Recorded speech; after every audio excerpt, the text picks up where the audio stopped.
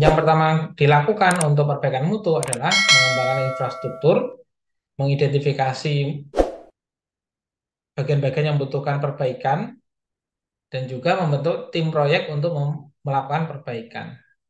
Ya. Jadi tiga hal itu yang dilakukan oleh Juran Trilogi ya, dalam proses manajemen mutu, yaitu perencanaan mutu, pengendalian mutu, dan juga perbaikan mutu. Ya. Sedangkan menurut metode Philip B. Crosby, ya, ada yang namanya dalil manajemen mutu. Ya. Jadi berbeda halnya seperti yang sebelumnya, ya. Definisi mutu adalah sama dengan persyaratan. Yang kedua, sistem mutu adalah pencegahan. Yang ketiga adalah kerusakan nol atau zero defect merupakan standar kinerja yang harus digunakan. Yang keempat adalah ukuran mutu adalah risk of non-conformance. Ya. Yang pertama adalah definisi mutu adalah sama dengan persyaratan. Ya.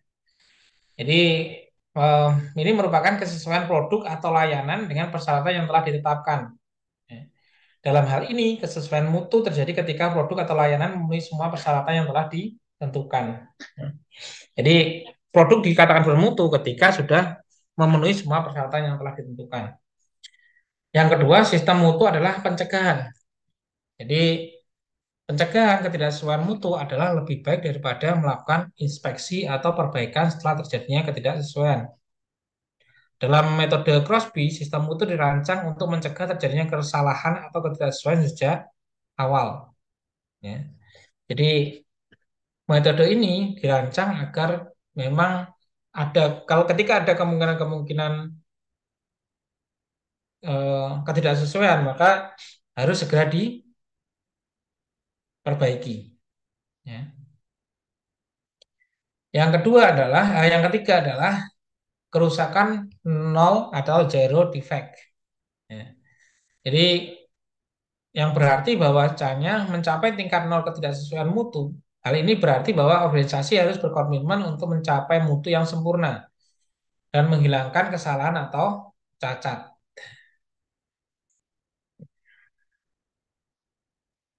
Yang keempat adalah ukuran mutu seharusnya berfokus pada biaya dari ketidaksesuaian mutu, ya, seperti biaya perbaikan, biaya jaminan mutu, dan biaya kehilangan pelanggan akibat ketidaksesuaian mutu. Dengan mengukur biaya-biaya ini, organisasi dapat menganalisis dampak ketidaksesuaian mutu dan mengambil tindakan untuk menguranginya. Ya. Jadi metode Philip Crosby ini mengedepankan prinsip-prinsip pencegahan dan zero defect dalam upaya meningkatkan mutu dengan memahami definisi mutu sebagai kesesuaian dengan syaratan, menetapkan sistem mutu yang mencegah ketidaksesuaian, mengadopsi standar kinerja zero defect, dan mengukur biaya non-konformitas.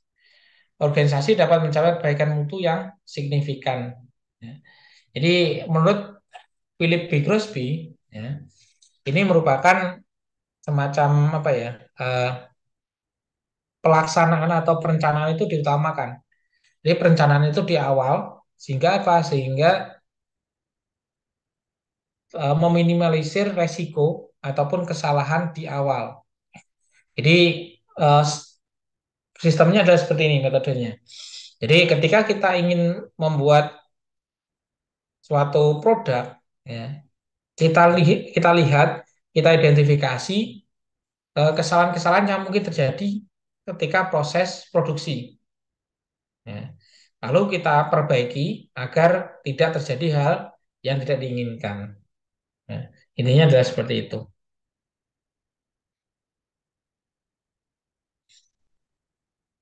Sehingga akan dikenal yang namanya Crosby's Quality Vaccine. Ya. Vaksin. Di mana ada yang namanya determinasi, pendidikan, dan juga pelaksanaan. Di mana determinasi ini adalah sikap manajemen untuk tidak menerima proses, produk, jasa yang tidak memenuhi syarat, seperti reject, scrap, ataupun wrong shipment. Determinasi dalam konteks ini adalah mengacu pada sikap manajemen untuk tidak menerima proses, produk, atau jasa yang tidak memenuhi persyaratan mutu. Artinya, Ya. Manajemen harus menetapkan standar yang jelas dan tidak menerima hasil yang tidak memenuhi standar tersebut. Ya. Seperti barang cacat, limbah produksi, atau pengiriman yang salah. Ya. Jadi ketika diharapkan ketika perusahaan itu tidak menerima hal seperti itu, diharapkan karyawan itu bekerja lebih hati-hati.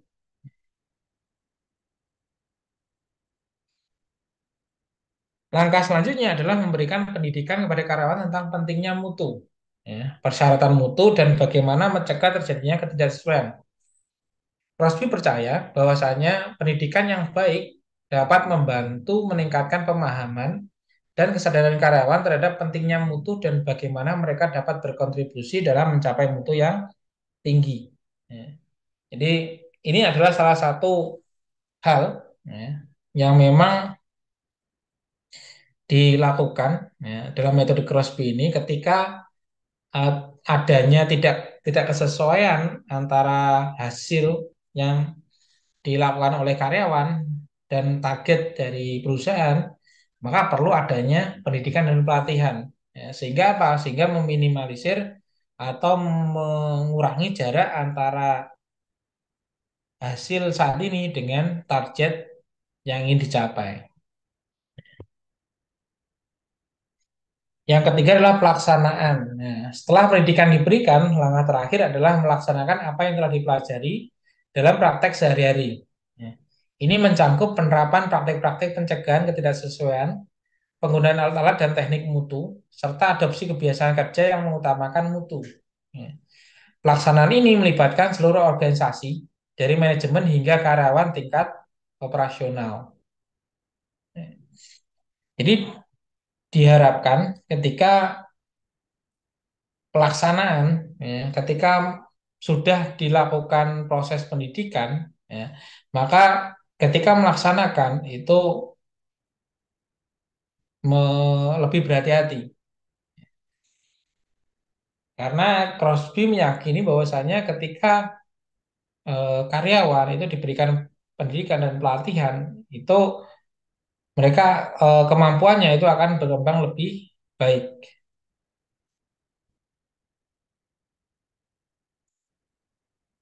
Dengan menerapkan Crosby's quality fasting, ya, organisasi diharapkan dapat menghindari atau mencegah terjadinya ketidaksesuaian mutu dengan mengadopsi sikap yang tegas terhadap hasil yang tidak memenuhi persyaratan, ya, memberikan pendidikan kepada karyawan untuk meningkatkan pemahaman mutu, dan melaksanakan praktek pencegahan secara konsisten. Ya. Dengan demikian, organisasi dapat mencapai mutu yang tinggi dan mengurangi biaya yang terkait dengan ketidaksesuaian mutu. Ya. Harapannya seperti itu.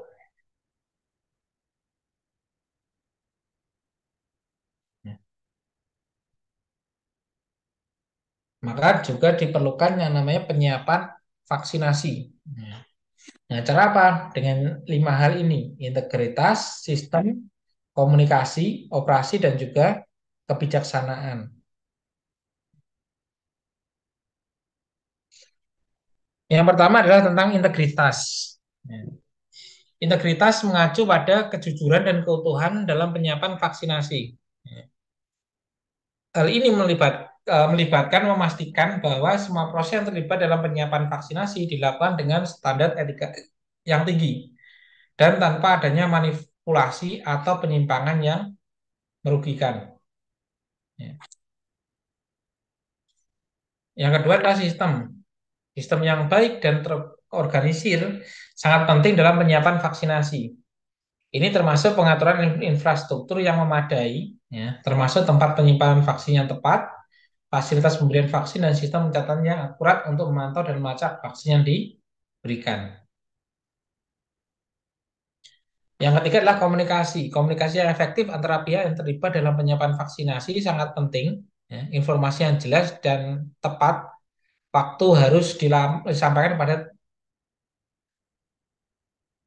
petugas vaksinasi setelah masyarakat umum yang telah memastikan pemahaman yang baik tentang proses vaksinasi, jadwal persiapan dan manfaatnya. Operasi yang efisien dan terkoordinasi dengan baik merupakan faktor kunci dalam penyiapan vaksinasi. Ini melibatkan perencanaan logistik, pengadaan persediaan vaksin yang memadai, penjadwalan vaksinasi, pelatihan tenaga medis, dan lain sebagainya.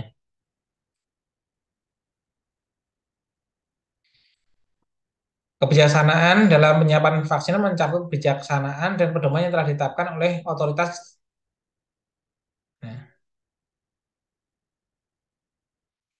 jadi eh, maksudnya penyiapan vaksinasi ini adalah ketika mutu itu tidak berjalan dengan sesuai, maka perlu adanya proses perbaikan.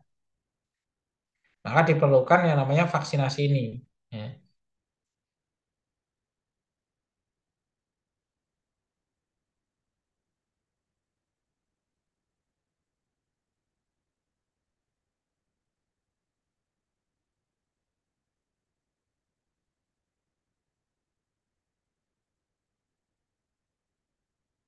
Nah,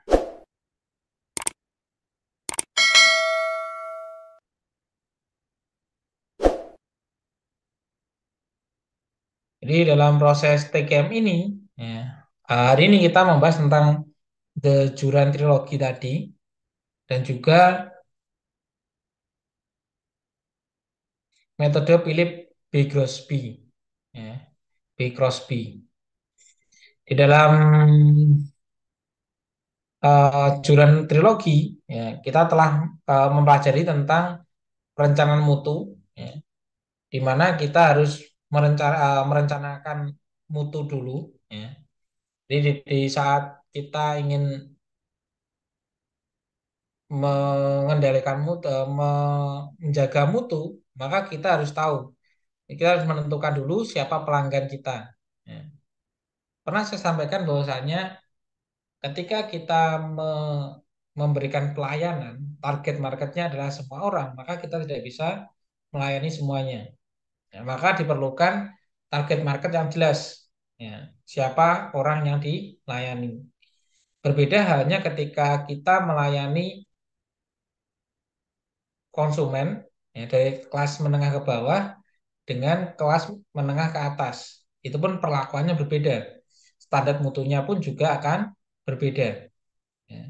Jadi bisa jadi eh, kalangan menengah ke bawah itu mengatakan bahwasanya ini produk yang bermutu. Tetapi bisa jadi ketika kita menjualnya di menengah ke atas itu menjadi ini produk yang kurang bermutu. Ya. Karena standarisasi mutunya itu berbeda. Maka diperlukan ditentukan dulu siapa pelanggan yang ingin dilayani. Yang kedua, baru kita identifikasi kebutuhan pelanggan. Kita lihat, kita melakukan eh, identifikasi, ya, apa yang diinginkan oleh konsumen.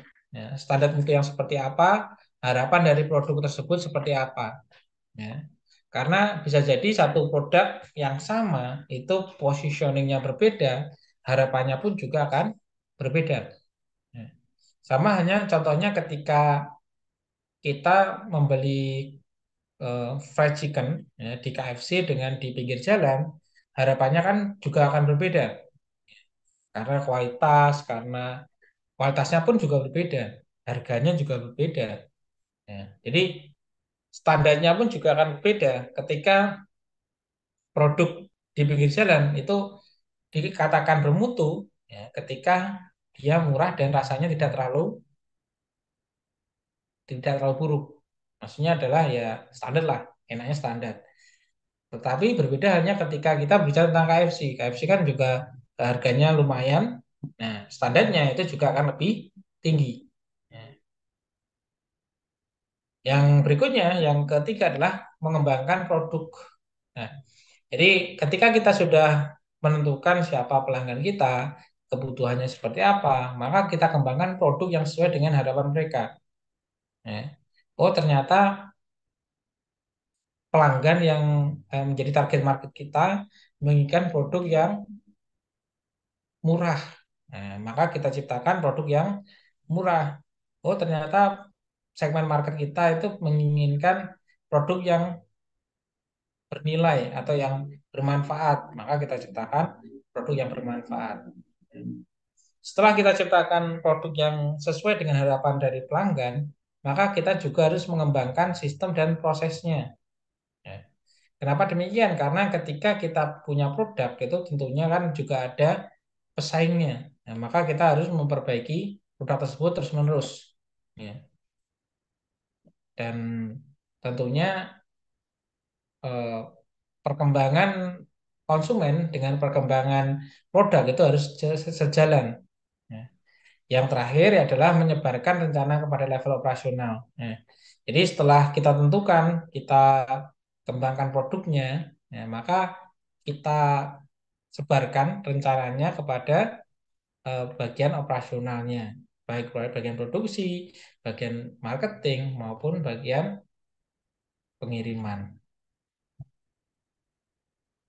Itu di level perencanaan mutu. Nah, di level pengendalian mutu, nah, itu pun juga saling berkaitan. Ya. Di dalam bagian pengendalian mutu, kita bisa menilai kinerja mutu aktualnya. Ya. Jadi kita lihat nih mutunya seperti apa. Lalu ketika kita sudah menilai mutunya seperti apa, maka kita membandingkan kinerja dengan tujuan. Nah, jadi kita lihat mutu aktual dan juga targetnya, ya, sesuai dengan kriteria, ya, dari mutu yang diinginkan oleh konsumen tadi. Lalu kita lihat nih, apakah ada perbedaan kinerja dan tujuan. Ketika ada perbedaan, maka kita lakukan perbaikan. Ya. Kita perbaikan, apakah tujuannya terlalu tinggi. Ya, kalau tujuan terlalu tinggi, maka kita turunkan tujuannya. Kalau ternyata kinerja atau prosesnya kurang baik, maka diperbaiki di prosesnya. Lalu masuk yang ketiga tadi, yaitu adalah perbaikan mutu. Ya. Jadi ketika ada perbedaan antara kinerja dan tujuan, maka kita bisa mengembangkan infrastruktur yang ada. Ya. Jadi kita kembangkan kira-kira eh, apa yang dibutuhkan untuk mencapai tujuan tersebut. Lalu kita identifikasi bagian-bagian yang butuh perbaikan dan proyek perbaikannya. Oh, ternyata memang untuk tujuannya itu relevan, maksudnya bisa dicapai. Ya. Maka kira-kira bagian-bagian mana nih yang harus diperbaiki untuk mencapai tujuan tersebut. Lalu yang terakhir adalah membentuk tim proyek. Ya. Jadi ketika kita mau memperbaiki sesuatu itu tidak bisa kita langsung memperbaiki dari dalam. Maksudnya adalah kita butuh orang lain untuk memperbaiki diri kita. Ya, jadi ketika kita melihat diri kita itu akan terlihat baik, tetapi ketika kita melihat dari sisi luar itu bisa jadi apa yang kita lakukan itu kurang baik. Ya, maka perlu membentuk tim baru, ya, untuk melaksanakan proyek perbaikan tersebut, ya, agar eh, lebih baik. Ya.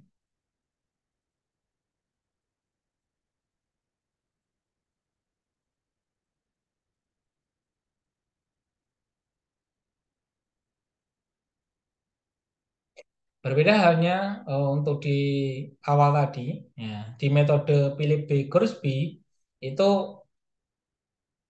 memberikan eh, keinginan bahwasanya lebih baik mencegah daripada mengobati. Ya.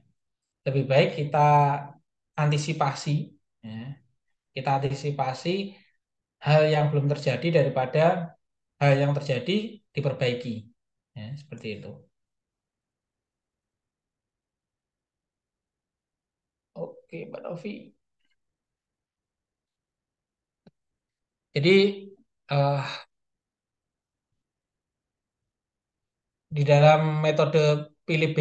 Crosby ini menginginkan bahwasanya ketika persyaratan sebuah produk, nah, itu harus sama dengan eh, mutu itu adalah sama dengan persyaratan yang telah ditetapkan. Ya. Jadi harapannya adalah ketika eh, persyaratan dari produk yang diproduksi itu telah ditentukan, maka sebisa mungkin kita harus mencapai hal tersebut. Ya. Dengan cara apa? Dengan cara pencegahan. Nah, jadi kita identifikasi nih sesuatu yang belum terjadi tapi mungkin terjadi, maka kita cegah. Ya, kita lakukan antisipasi. Oh, ternyata ketika kita melakukan proses A ini, ada kemungkinan nanti terjadi B, C, D, E. Kita identifikasi, maka kita lakukan antisipasi. Ya. Harapannya adalah harapannya apa? Yaitu adalah kerusakan nol atau zero defect. Ya. Di mana sebisa mungkin tidak ada kerusakan yang terjadi dalam proses produksi. Jadi diharapkan adalah ketika melakukan metode Philip-Grossby ini, maka tidak ada yang namanya barang retur, barang cacat, atau barang yang tidak layak jual. Ukuran mutu adalah Principle of Non-Conformance.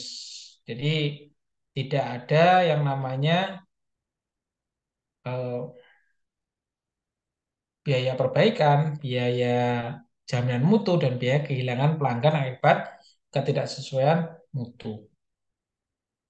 Ya.